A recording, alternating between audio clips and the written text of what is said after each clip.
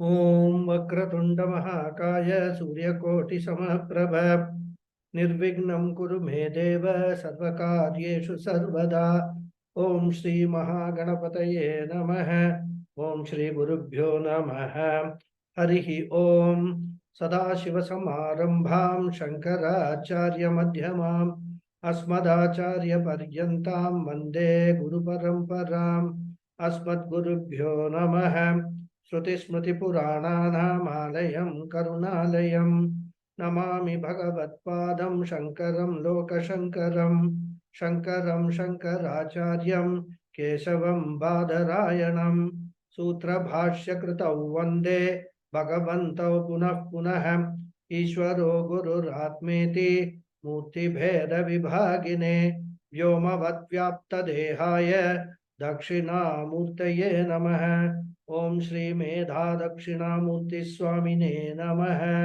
ओम सहना भवतु सहनौ भुनक्तु सह वीर्यं करवावहै तेजस्विनावधीतमस्तु मा विद्विषावहै। ओम शांति शांति शांति। हरिः ओम श्री गुरुभ्यो नमः। हरिः ओम। Namaste once again, everyone. Namaste, Namaskaram, Guruji. Guruji. Namaste, Hari Om Guruji. Namaste.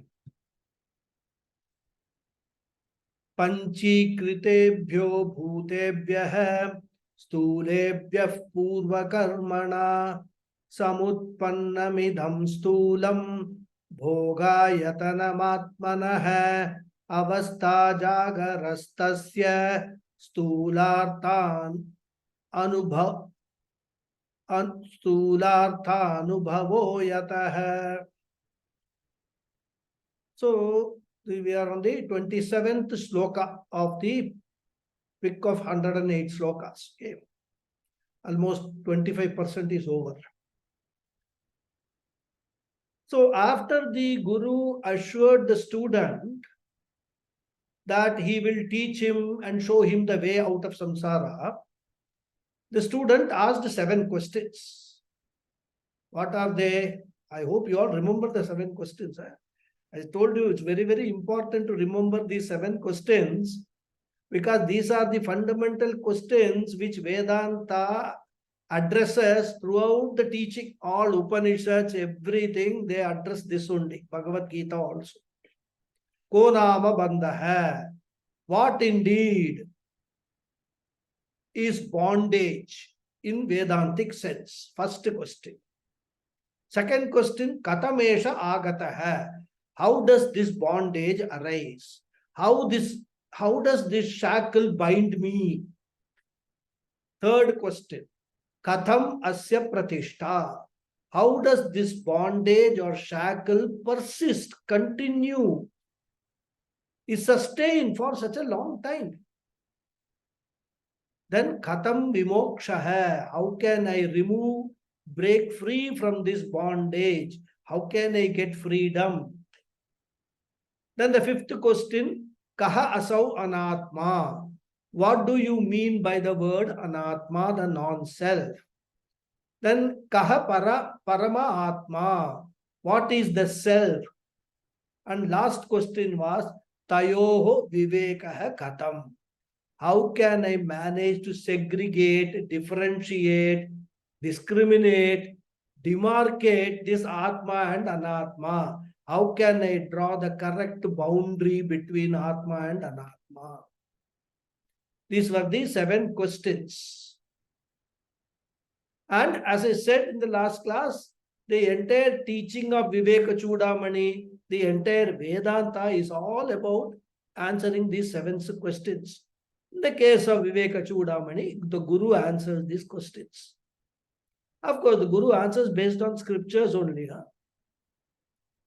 So, understanding these 2 crucial words, Atma and Anatma, forms the entire core of Vedantic teaching.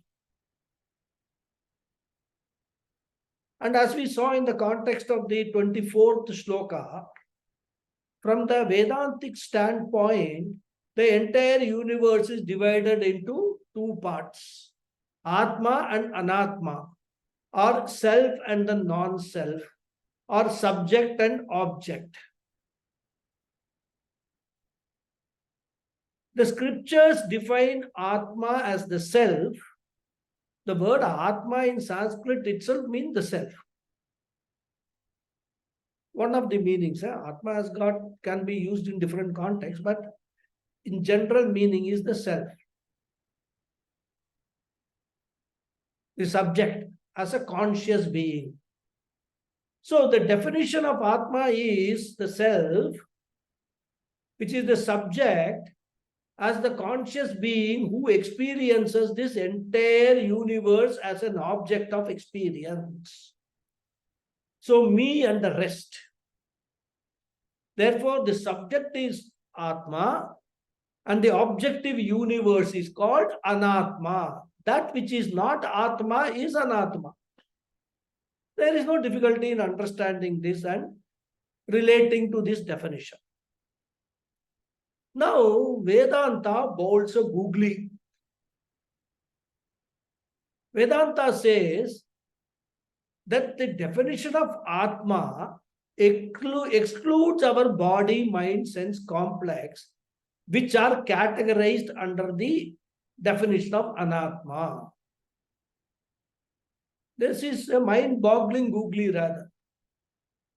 Very difficult for batsmen who are not very experienced to understand. The action is of off spin, but the ball comes as a leg spin. I think that is the definition of a googly, right? I'm not sure. But anyhow, I think the action is not in line with the what exactly happens with the ball. Anyhow, that is besides the point. Because all along in this life, and in fact, not only this life, through many previous lives, we have considered the body, mind, sense complex as part of the self, which is included in our definition of Atma. Now, Vedanta wants us to redefine this understanding. And therefore, there is a need to consider the Vedantic point of view of the definition of Anatma first. And that is why Guru starts answering by picking up the fifth question. Kahas asau anatma. What do you mean by anatma? What is this anatma? The non-self. He begins with this shloka number 26, which we are discussing, which we were discussing in the last class rather. Another reason why Guru first takes up Anatma part is that it will be easy for the student to relate to. Subsequently, he is going to talk about Atma also, as I said. So the question is, what is Anatma? And we have seen that Anatma is generally defined as the non-self, the entire objective universe other than me is Anatma. This is the general definition of Anatma. And as I was explaining towards the end of the last class, we experience consciousness in the body, but we are not able to define it. Therefore, consciousness comes under what? Alaukika Vishaya hai or Apaurusheya Vishaya hai. A subject matter which is beyond the human instruments of knowledge.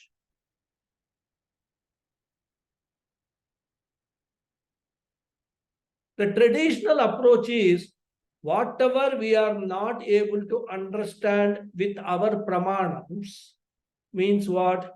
Our means of knowledge, the five sense organs which we have got, they are the only means of knowledge for us. Shabda, Sparsha, Rupa, Rasa, Gandha. These five sense faculties, they are the ones which bring the knowledge to us. So then the traditional approach is when we are not able to understand something with these 5 sense faculties, we turn to Veda. Because Veda reveals things which are not available for conventional pramans. The very definition of Veda is Pratyakshena Anumityava Yah Tu Upayah Na Vidyate, or you can say Buddhyate also. Yenam Vidanti Vedena Tasmat Vedasya Vedata. Very beautiful definition of Veda. What is Veda? Pratyakshena Anumityava. Through the sensory perceptions or anumana, observation and inference, etc., gathering data and building upon that. Through these methods, that is what the modern scientists also use, observation, inference. Through these methods, yahatu upayah na vidyate. Whatever cannot be known by a human being, enam vidanti vedena, that is known or gained through Vedanta pramanam. And so, to know with regard to consciousness, we use Vedanta pramanam. Yastupayo na vidyate enam vidanti vedena. Human beings can know it with the help of Veda or Vedanta pramanam. Tasmat Vedasya Vedata. Therefore, only Veda is called Veda. The very word Veda means pramanam, an instrument of knowledge, a source of unique knowledge.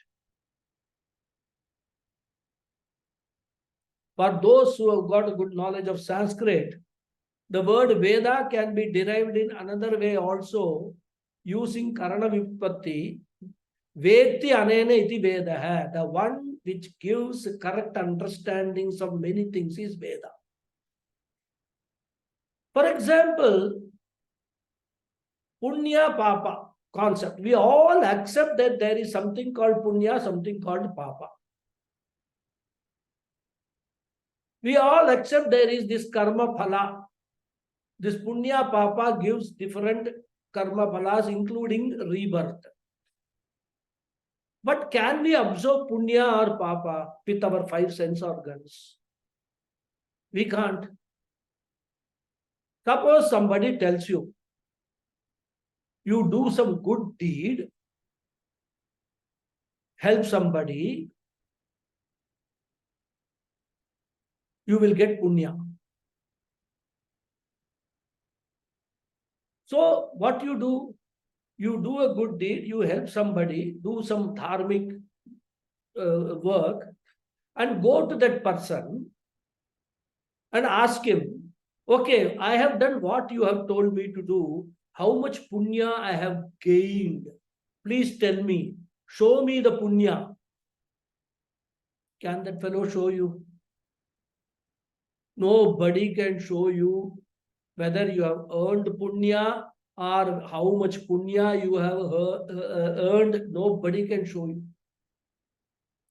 So from where does that person get this knowledge that if you do a good deed, you will get punya? From Veda. Because Veda says so. I have got Shraddha in the words of Veda. I accept whatever Veda says because that has come from Ishvara himself. I cannot doubt it is infallible. What is done by human beings can be subject to errors and mistakes. But what is done by Bhagavan can never be subject to any error or mistake. So I accept that. And that is why when I want to know about Punya, Papa, Punarjanma, Karma theory, Atma, Anatma, all these things, consciousness, we have to rely upon what is taught to us through the Vedic scriptures.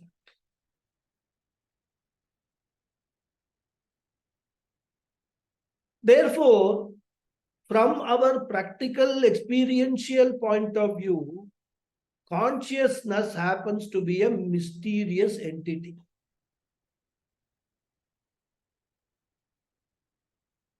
In fact, there is one definition I have read somewhere about consciousness. I think it has been written by some Western author. Consciousness is a fascinating but elusive phenomenon.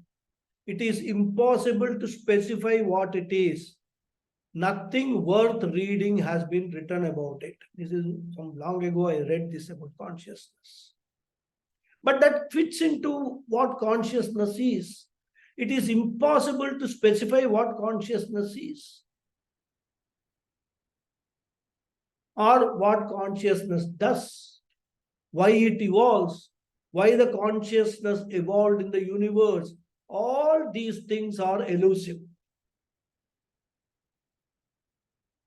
It is this mysterious, elusive consciousness that Vedanta talks about. Vedanta has got its own message or revelation regarding this consciousness. And Vedanta, through the Upanishads, reveal 5 features regarding consciousness, which of course Swami Paramarthanandaji in his talks on Vedanta very beautifully lists out these 5 features. Of course, these 5 features are not exhaustive, but for a basic understanding, it is a very good beginning. What are the 5 features? Body has consciousness. First feature. What is the relation between body and consciousness? According to Vedanta, there is no relationship at all, because body is clearly material, a matter, and Vedanta considers consciousness as a non-material principle. Consciousness is neither matter nor is it a material connected to the matter. Therefore, Vedanta says consciousness is not a part of the body like the hands or legs. It is also not an attribute or property of the body like the physical features of the body, color of the skin, color of the eyes, color of the hair, height, weight, etc. They are physical features of the body. Then it says consciousness is not a product of the body, like the hair or the nail or the waste, which the body produces daily. And of course, when I say body, it applies to any type of matter. Okay, common to all matter, material. Therefore, the first feature Vedanta is saying is consciousness is not a part, a product, or a property of the body. This is the first feature. What is the second feature? Now, if consciousness is not a material principle, question is, what is it? Because we experience in the objective universe only matter. That too in gross form, not even in their subtle form. Vedanta says the consciousness is an independent or independently existent non-material principle, which we call it's a spiritual principle. An independently existent spiritual principle which pervades the body and makes the body sentient, as though the sentiency belongs to the body. Swamiji gives a beautiful example of the moonlight. We experience the moonlight as though the moonlight belongs to the moon. But in reality, we all know that the moonlight that we experience doesn't belong to the moon. it is not a part or product or property of the moon. It is actually the light of the sun, which is only reflected by the moon. If you understand this, then you will understand what is consciousness. Consciousness is there in the universe, and the body, it gets reflected in the body, mind, sense complex to make this sentient. It is not connected with the body. So, consciousness is an independent principle which pervades and enlivens the body, our body, everything which is sentient in this entire cosmos is enlivened by the consciousness only. This is the second feature. And the third feature is another mind-boggling one. Because to assimilate all these things, what is said in the Upanishads and Vedanta, digest it, get convinced, we may take years. But Vedanta says, do it. It is worth it. Because moksha depends on Atma Anatma Viveka. If you want moksha, you have to go through this. It is just like, people who want to become doctors. They have to study for years, even after becoming a doctor, after passing the MBBS examination. The life doesn't end there. Their student life doesn't end there. Those who are doctors in this, they will know. You go on studying this exam, that exam, then you do doctorate. So many things, are there.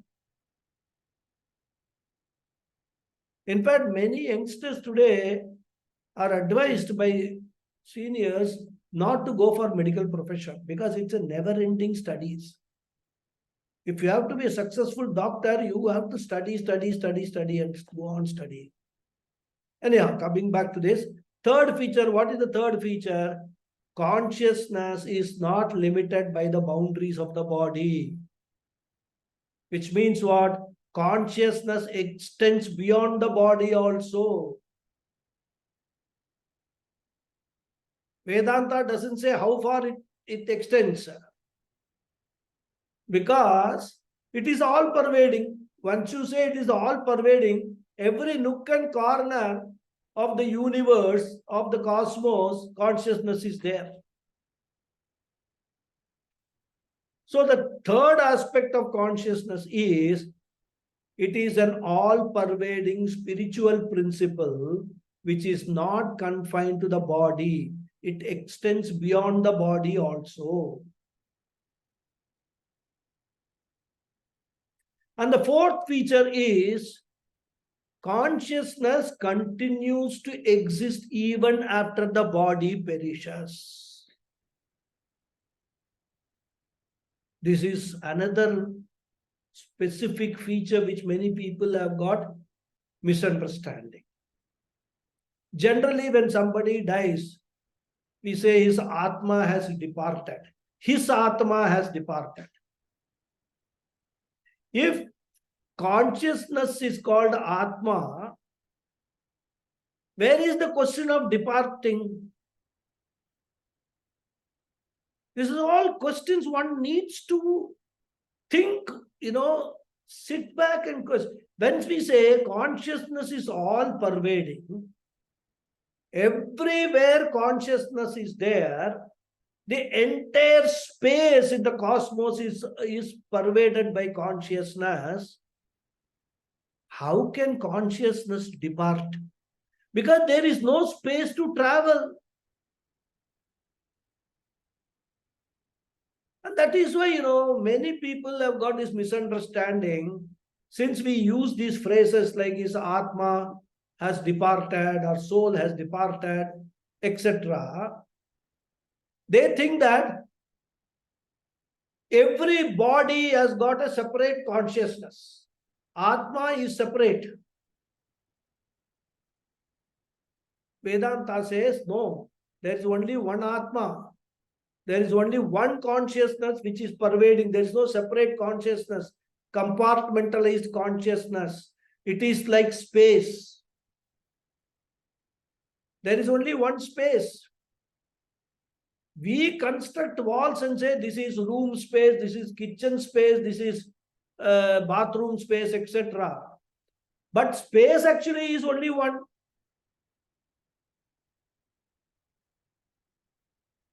So consciousness, this is the fourth feature, is consciousness continues to exist even after the body perishes. Because if consciousness is an attribute of the body, that attribute also will die along with the body, isn't it? For example, the color or fragrance of a flower, it cannot continue to exist independently once the flower perishes. So if consciousness were an attribute of the body or part of the body, it would also perish along with the body. But according to Vedanta, since consciousness is neither a part, product, or property of the body, it continues to exist even after destruction of the body or any other form of matter.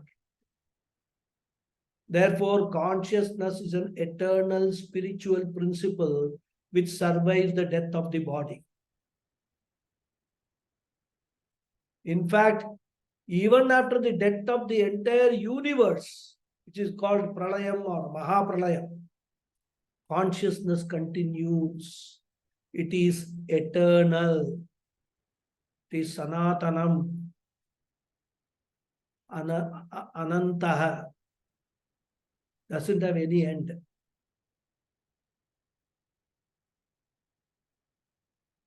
Now, when we say consciousness survives the body, does it mean that the surviving consciousness is not accessible because of the body medium, because of the absence of the body medium?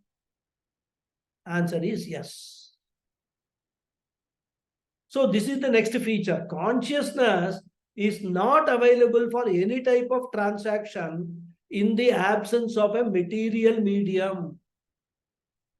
That is why it is called transcendental.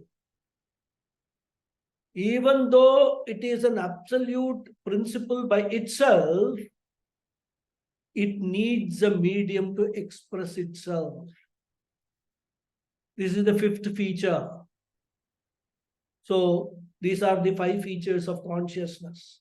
Another example we can actually bring to our mind to understand consciousness is electricity. Now electricity is generated. They say that nuclear power plants generate electricity. What is that? Hydel power plants generate electricity and all that. Do they really generate electricity? They don't.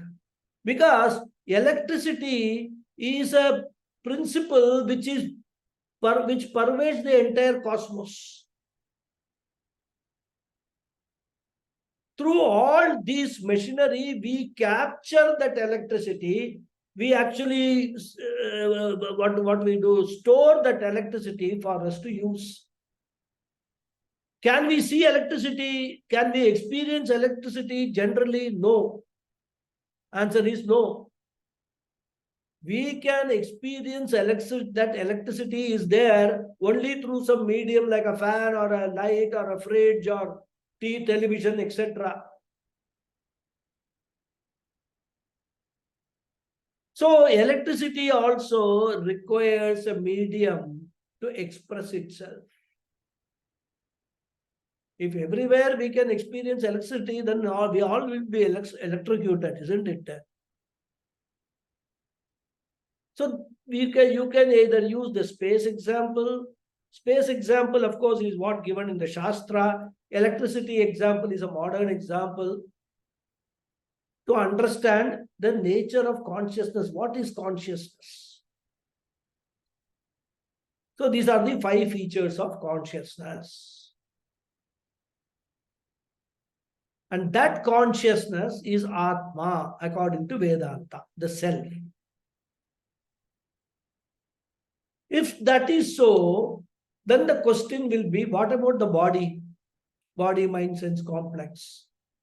Vedanta says, body is anatma, mind is anatma, sense organs are anatma. You name anything, whatever we know conventionally, they are all anatma, made up of matter. 5 sense organs that we have got, the pramanam, the means of knowledge that we have got, can only give us knowledge of anatma.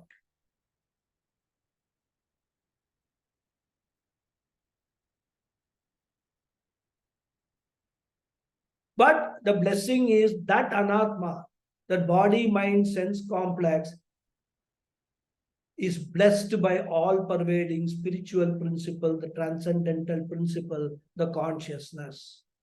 Thus, every individual, every living being is a mixture of Atma and Anatma, matter and spirit.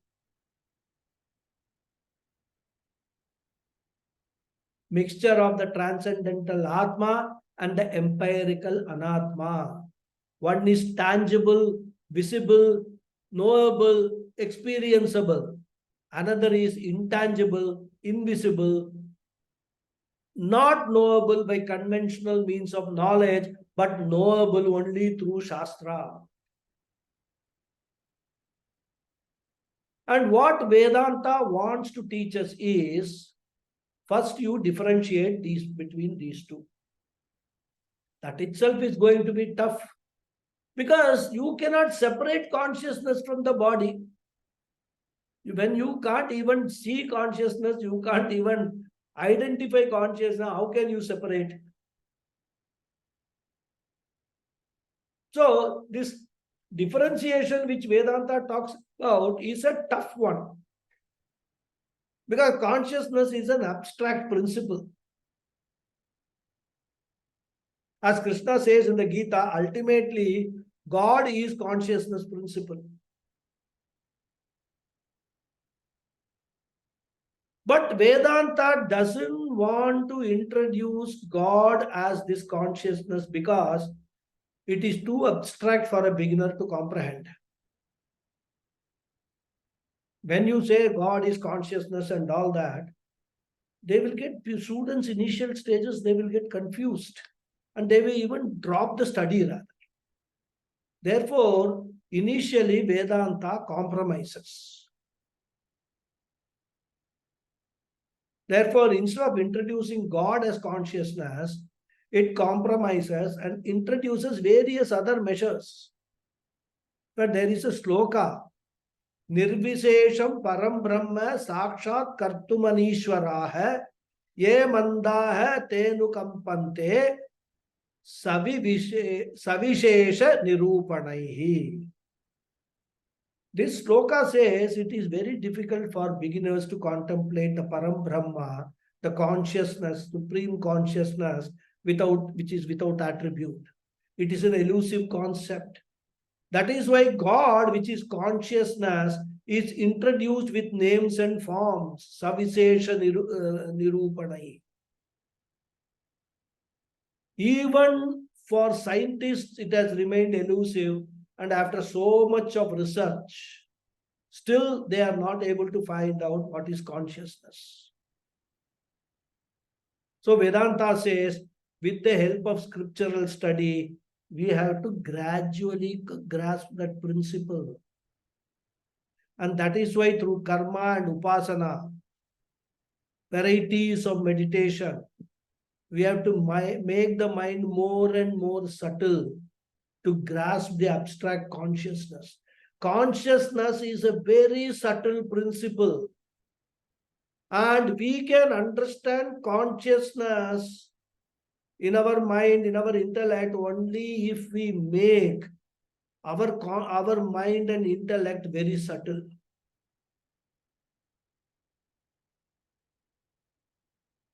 In fact, of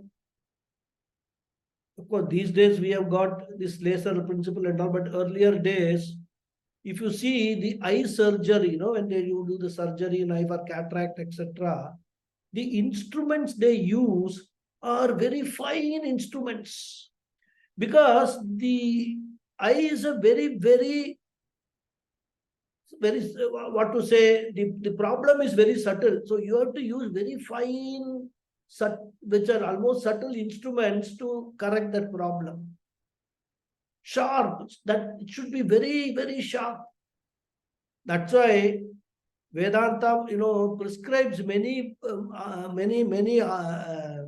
this thing, upasanas and sadhanas for that. There is something called Akasha Upasana in Chandogya Upanishad. Akasho Bhava Tejaso Bhuyat. Why meditate on space? Because space also is an abstract principle. Next to consciousness, that which is highest in its subtlety, highest in its abstractness is space. That is why in Tattva Bodha we have seen the creation from the combination of Brahman and Maya, first to be created is the space. So Akasha, Vayu, Agni, Apah, Prithvi. If you actually look at that entire creation process, from the subtlest to the grossest, it grows. Prithvi, or the earth, is the grossest. So if you actually meditate on the space, which is very subtle, abstract principle, if you practice that and make the mind very fine, then by studying Vedanta, this five-featured abstract spiritual non-material consciousness also you will be able to grasp. And it is for that purpose is why all these so many other Upanishads, many Upanishads contain lot of upasanas. The upasana yoga, as they call it, it's actually, some people call it as separately as upasana yoga. Many people take upasana yoga as part of jnana yoga. But before you get into the Upanishad studies, this upasana yoga or upasanas are prescribed, and this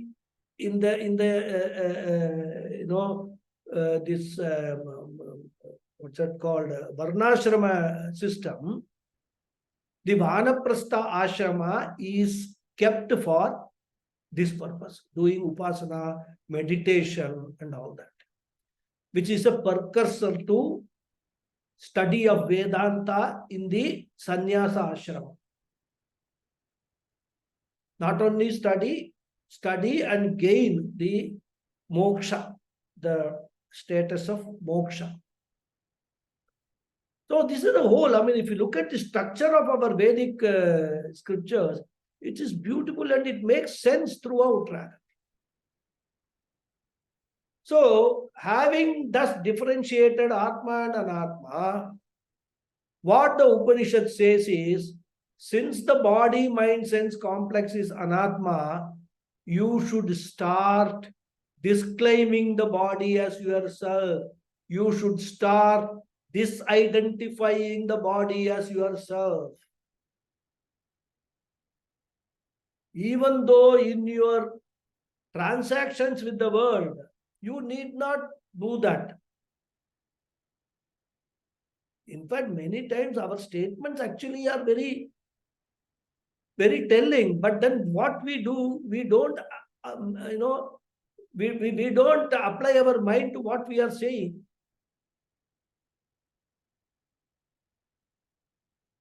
We use two expressions, and we think that both are meaning the same.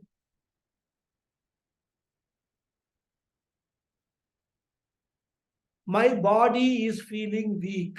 One statement. Another statement is, I am feeling weak. And we think both these statements are Same. Same thing, suppose you say, my eyeglasses are broken. Will you say my body is broken?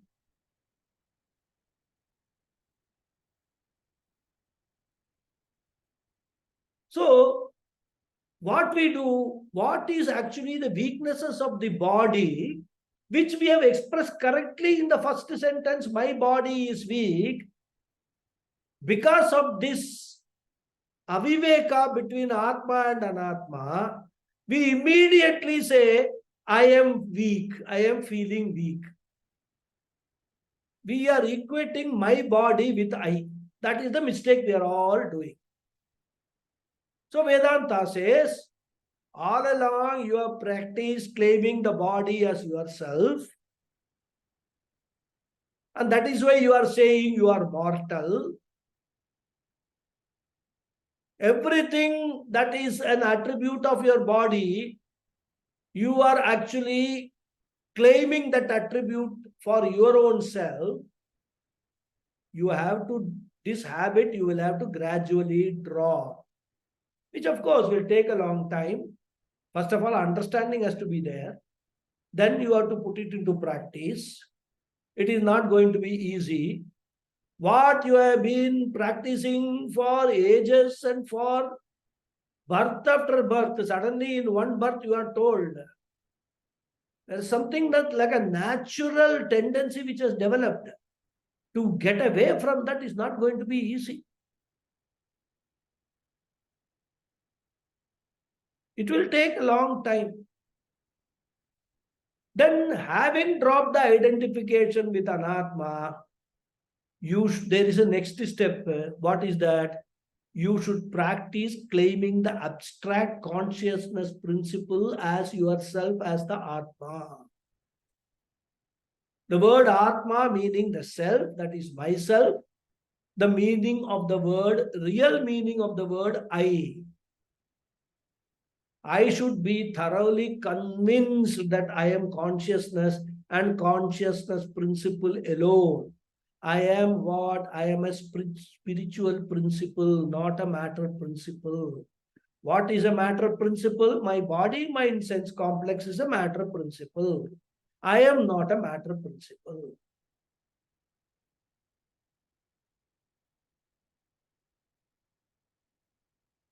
There is another beautiful quotation again from one of the, I think one of the scientists, if I'm not wrong. Many times, we read something, make a note somewhere, and then we forget it, then who has written and all, but sometimes we recall that. Somebody has said, we are not human beings seeking spiritual experience.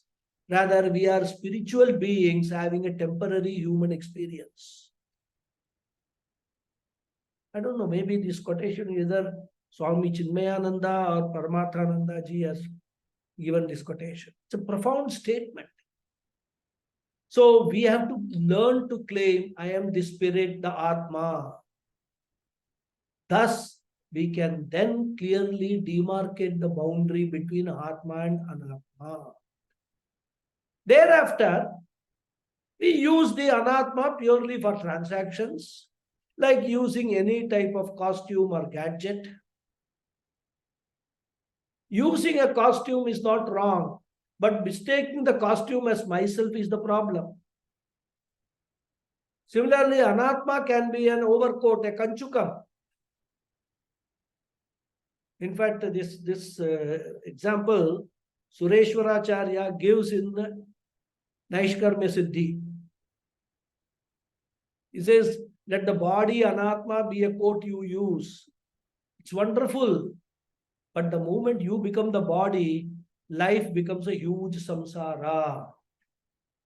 And that is what is said here in the sloka number 24. Ajnana yogat paramatmanah tava hi anatma bandha tata evam samsritihi. We have seen this sloka. So misidentification is the problem. So thus Atma is consciousness principle. The normal person wrongly understands as a finite entity. Therefore, from an Ajnani angle, the same Atma is called Jivatma. From a Jnani or a Shastric angle, the same Atma is called Paramatma. And when we mistake the self as a limited being, we call it Jivatma. When we understand the self as limitless, the same thing is called Paramatma. This Atma is using Anatma medium as an overcoat, as a kanchukam for all transaction. And therefore, the Guru says, I will first talk about Anatma, the body. In Vedanta, we look at the body in a particular way. Modern science studies the body differently, classifies into different components like bone, flesh, marrow, blood, etc. So many things are there. Vedanta Shastra also divides the body into several components for benefit of study, but from a different perspective. Vedanta makes two types of division. One division is called Sharira Trayam. Trayam means threefold. So threefold bodies. And this division is based on the grossness or fineness or the texture, whatever you can call. One is fine, another is finer, and the third is finest. Or gross, subtle, and subtlest. You can put it that way. Thus, based on this subtleness, we have three layers of the body, which the Acharya is discussing in this sloka. Later, we will again discuss the very same three bodies from another angle based on their function. It's a functional classification. It will be called Kosha Panchakam or Panchakosha. So, Sharira Trayam is one classification, Kosha Panchakam is another classification. Two types of classification. Whatever be the classification, the body is the same body. It is Anatma. So first, Acharya now in this sloka wants to talk about the grosser body, which we call the fine body. Fine, finer, finest, or gross body. What is the description that is given in this sloka? And to understand this sloka, some more information, background information is required, which is given in Tattva Bodha. Those students who have been Tattva Bodha students will know the details. And those who have not studied Tattva Bodha, some very brief introduction I will give, background information I will give. And the whole thing relates to creation, cosmology, Vedic cosmology. Now, modern science has got its own cosmology. It says the universe started evolving at the time of a Big Bang, some 13.7 billion years ago and all. It was a soup of matter or energy from which it gradually evolved. Veda also talks about evolution in a different manner. Vedanta argues that if the world has to evolve, it has to evolve out of something. You cannot say that it evolved out of nothing. So if the world has evolved, there should have been some material for the world to evolve. When nothing comes out of nothing, if things can come out of nothing, it'd be very nice, isn't it? You just keep empty vessels in the kitchen and go away. Next day, in each one, there is a different dish, There is sabji, sambar, rasam, chapati, dal, and so on. Things have come out of nothing. That won't happen. For something to be created, there has got to be a cause. And that is the cosmic order. When we see a big tree, a huge tree, we know that this whole tree has come out of a seed alone. A small seed, which is in which the tree is potentially existent.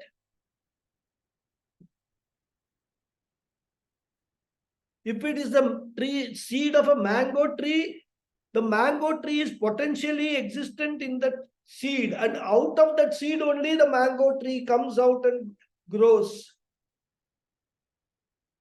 Therefore, Vedanta argues that if this universe has been created, when you say creation, it should have also existence in a potential form, in a seed form.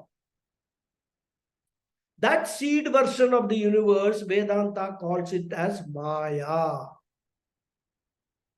There are many names for Maya. We will not go into that because it will be totally confusing. Because Maya word is used in different contexts and different names are also given to Maya. So let us just understand for the present purpose, Maya is the name of the material seed out of which the creation gradually evolves. According to Vedanta, before the creation, two things were there. One is the consciousness principle, which is eternal and all-pervading.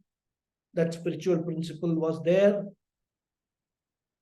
In fact, to say the word was also is incorrect because consciousness being eternal, even now, it is all-pervading and it is existing.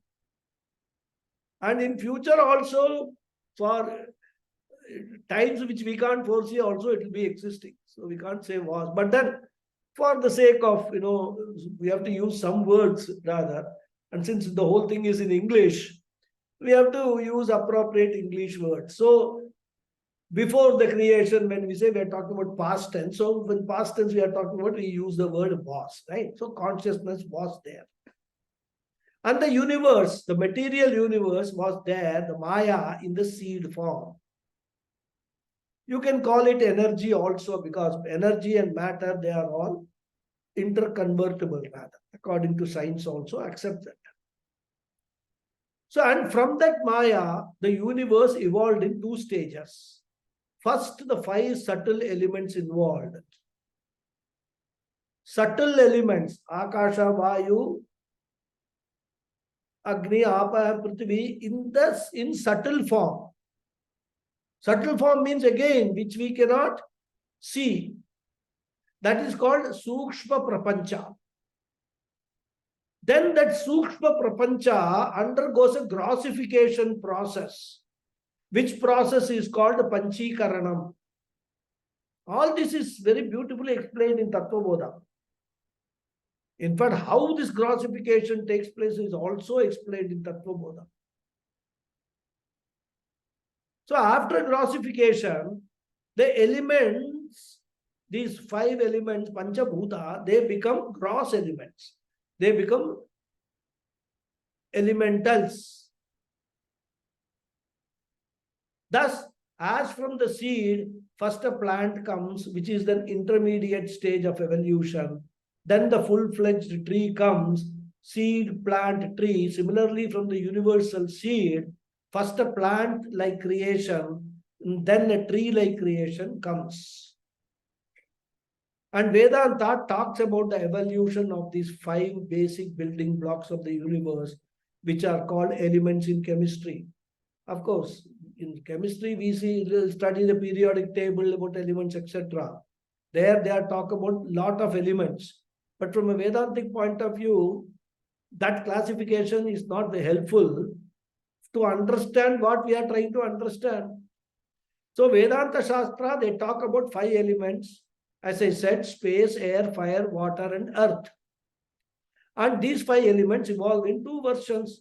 First stage, subtle version evolves, which is not available for perception by the sense organs, as I said. They are called Sukshma Bhutani. So Sukshma Prapancha has got Sukshma Bhutani, the subtle version. And from that Sukshma Bhutani, the Stula Bhutani, the gross version of the same subtle version, evolves rather. What do you mean by gross? Vedanta says gross means Indriya Gocharam. Indriya Gocharam means that which is perceptible to the sense organs. Indriya here means sense organs. Like the earth, we are able to see water, fire, we are able to see, we are able to feel the wind, we can experience the wind. And space also, we can indirectly appreciate that there is something called space there. Because we acknowledge that by the very sentence. Suppose you enter a bus and you see a friend who is sitting in the front of the bus. A friend is sitting there. You say hi. Then he says, come and sit near me. Then you ask, is there a space there so that I can come and sit? So you know that there is a concept called space, which you require if you have to go and occupy that. So indirectly, we appreciate the space exists. So all these things are experienceable. So space is also Indriya Gocharam, perceptible version. And Indriya Agocharam means supra-sensuous, imperceptible to the sense organs. So these two stages of creation are Sukshma to Sthulam, subtle to gross.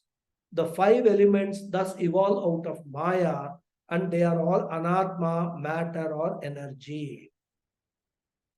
And all the elements combine and form varieties of things in the universe. We will see that later. We will come to that. So out of the gross elements, the gross universe comes. Thus, we have got the evolution of subtle elements and subtle universe, evolution of gross elements and gross universe. And as the subtle and gross universes evolve, our own subtle body as well as gross body also evolve. We will talk about the subtle body later. First here, the Guru talks about the evolution of the gross body. In fact, evolution of the universe and evolution of the gross body. So the focus is on evolution of the gross body out of these 5 gross elements. And this gross evolution, they are called Bhautikam. Bhutebhyah jatam Bhautikam, material, elemental, physical. Now with that, let us look at this sloka. Panchikritebhyah bhutebhyah stulebhyah bhutebhyah idam stulam shariram samutpannam. Therefore, Shankaracharya says, Panchikritebhyah bhutebhyah, the gross elements which come into existence through the process of grossification. That is indicated by the adjective Panchikritebhyah, the grossified. Bhutebhyah, the 5 gross elements. From that alone, this body has come into existence.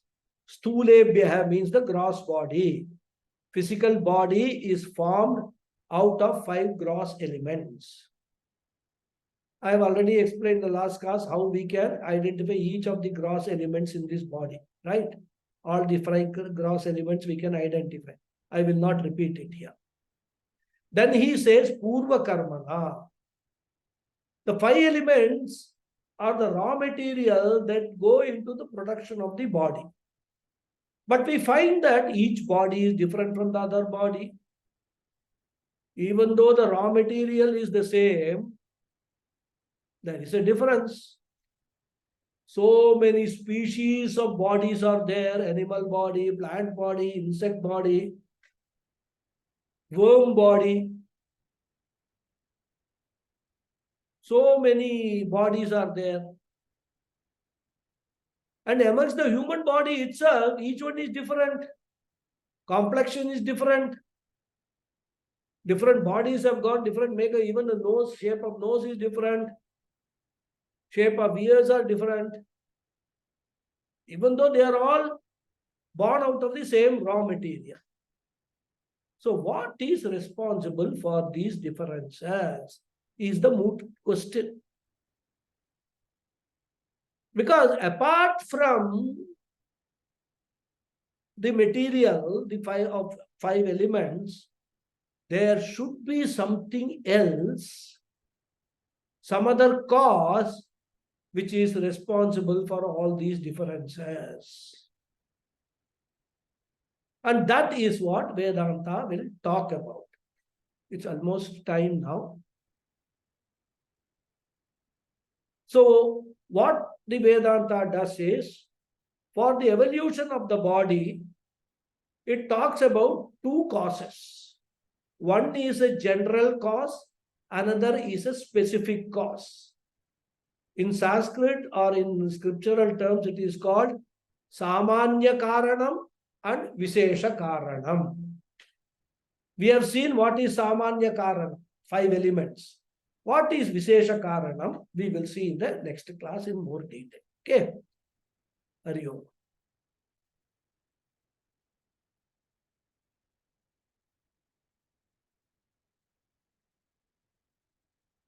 Om Purnamadav Purnamidam Purnat Purnamudachyate Purnasya Purnamadhaya Purnameva Vasishyate. Om Shanti Shanti Shanti. Harihi Om Sri Gurubhyo Namaha. Harihi Om. Thank you all very much. Dhanyavadaha. धन्यवाद गुरुजी. Thank you. धन्यवाद गुरुजी. हरि ओम. Namaste Guruji, धन्यवाद. Dhanyavadaha. Thank you. Thank you very much, Guruji. Namaskaram. Namaskaram. When you say consciousness, when a surgeon operates on somebody, he makes the person unconscious. Maybe for a brief period or maybe long duration, depending upon the seriousness or the complexity of the surgery. What do you call that? See, we must differentiate between conscious, when we say conscious and consciousness. Okay. Conscious When becomes we talk unconscious. about consciousness, the word conscious is derived from that. That means what? When we say I am conscious means I am sentient at this point in time. So surgeon, what he does, a surgeon induces a sort of a death kind of a situation by anesthesia and all. Anesthesia, correct. The person doesn't feel anything when he is being operated upon. The Absolutely. consciousness principle is still pervading. But what the surgeon does, he is introducing a mechanism to detach that body, mind, sense complex, the mechanism which reflects that consciousness, because of which we are sentient. He interferes with that equipment temporarily in order to make the body like a dead body so that he can work on it. Otherwise, the pain of doing that will be very, very high and the body may not be able to take the pain. So consciousness is still there. As I said, you cannot remove consciousness, but you can make a thing unconscious. I mean, like, the fuse of the bulb. By bulb fusing, the whole electricity doesn't disappear. It is only temporary. When you switch off the light, what happens?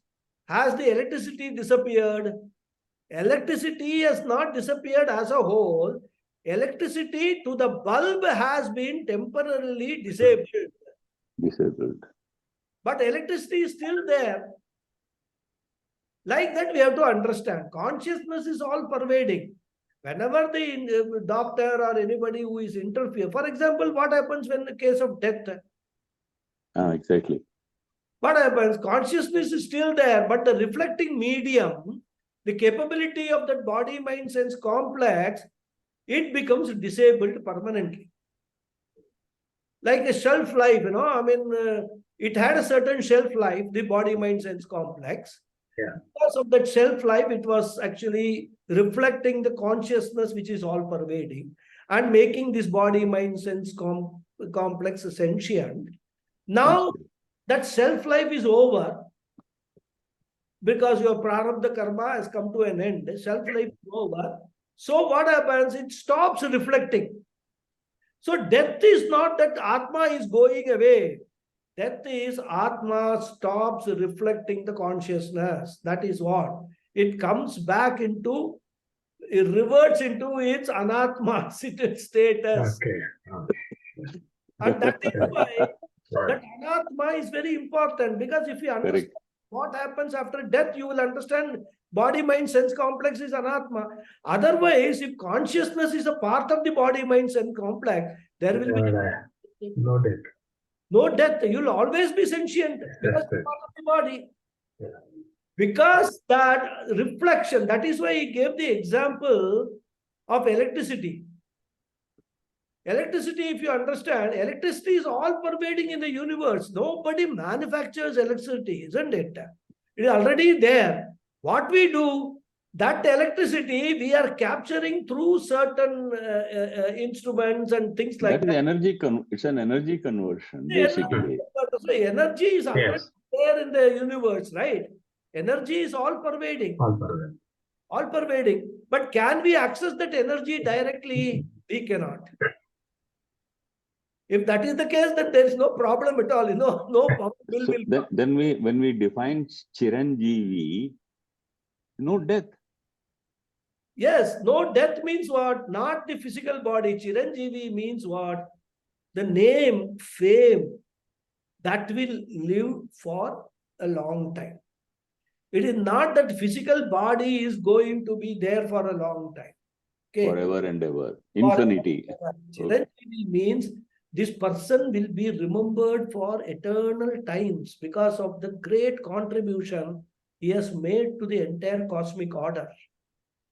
It's not contribution just for human beings or animals or whatever. Those persons have made a contribution for sustenance of the entire cosmic order, and that is why they are called Chiranjeevis. And even today, like Hanuman and all, Hanuman. not remembering rather. For us, we see a Hanuman in monkey. Is the monkey a Hanuman? No. But we see a Hanuman in the monkey, right? But there are people who claim they have seen Ashwatthama. Yeah, Ashwatthama is a Chiranjeevi, exactly. There are many Chiranjeevis, when actually we do Navagraha Homa and all that, we are explained who are all the Chiranjeevis and all that. So Chiranjeevi, we must understand, not our problem is whenever any subtle concept is talked about, we immediately grossify it. We attach it to body, mind, sense complex. And then people say, no, Hanuman is still existing in some mountain and things like that and all that. According to Vedanta, it doesn't believe because body, mind, sense complex. What is born has to die. Die. You cannot just, something which is born cannot be eternally living rather, right? No permanency, only a temporary Permanency. What is permanent is only the consciousness principle. consciousness. Of course, in these cases of Chiranjeevis, their name, fame, their deeds, whatever they have done. And when we remember the Chiranjeevis, we are supposed to get a lot of punyam because of that. Because that is sort of it's a sort of a feeling of gratitude. Gratitude. Okay. That is very essential. Two things are very necessary for human beings, reverential attitude and a gratuitous attitude. And this gratitude and reverence actually are two sides of the same coin, rather. You revere your teacher because you are showing by reverence your gratitude to the teacher for having taught you.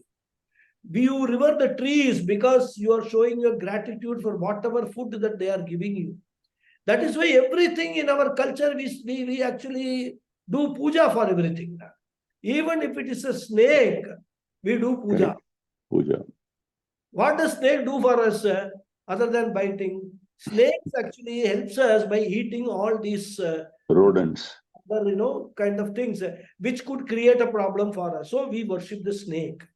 And snake also is identified with Lord Shiva and things like Shiva. that. So there is when we think about it, so many connections about our culture we can understand. So that is the answer for what happens. Temporary disablement of the reflection of the consciousness in the body is what the doctor does.